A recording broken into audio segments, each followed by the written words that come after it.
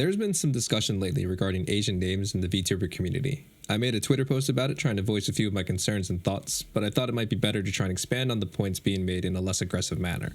I'm an adopted Korean, and for an extremely long time, I did not feel comfortable weighing in on Asian or Korean matters. To this day, I do not have a strong command of the Korean language, but that wasn't the real issue.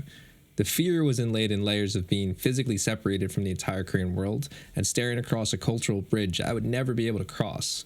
It gave me a perspective of being conscious of existing as part of a group while not having the qualifications at all times to comment. This isn't to say I feel I can never speak on these matters, but I am now poised to do so from the experiences I can confidently understand from my point of view. I bring this up not as a justification for choosing my Korean name for my VTuber, but to show that there is a reasoning and thought behind what weight my words can hold. So, what does any of this have to do with the topic at hand? Names. Names carry a lot of weight. They carry family, culture, and an individual sense of identity. Almost none of us got to name ourselves, and if we did, it might not have been in the most agreeable circumstances.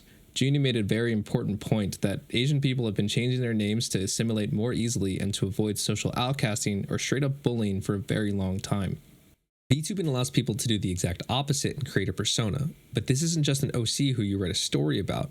This person has a voice and who interacts and has opinions on real world topics on a very public platform. This herein lies the very important notion of representation. When you put out thoughts and opinions under the guise of an Asian name, you are representing a group of people of which you do not certify as. I know this is a very clinical way of wording things, but I do this because I do not want to accuse someone of aiming to do this. I'm aiming to let people know that this is a direct side effect of what power names hold. Cultural appropriation might seem like a harsh term for choosing a Japanese name for your VTuber when you just want to have fun as an anime character, but please remember something that is very important to us. Asian culture has been watered down, whitewashed, and repackaged 1,000 times right in front of our faces. Remember Dragon Ball Evolution or 21? How about that mess of an Avatar movie, or even more recently, Ghost in the Shell? It's the media telling us again and again that Asian culture is ornamental and Asian people are disposable.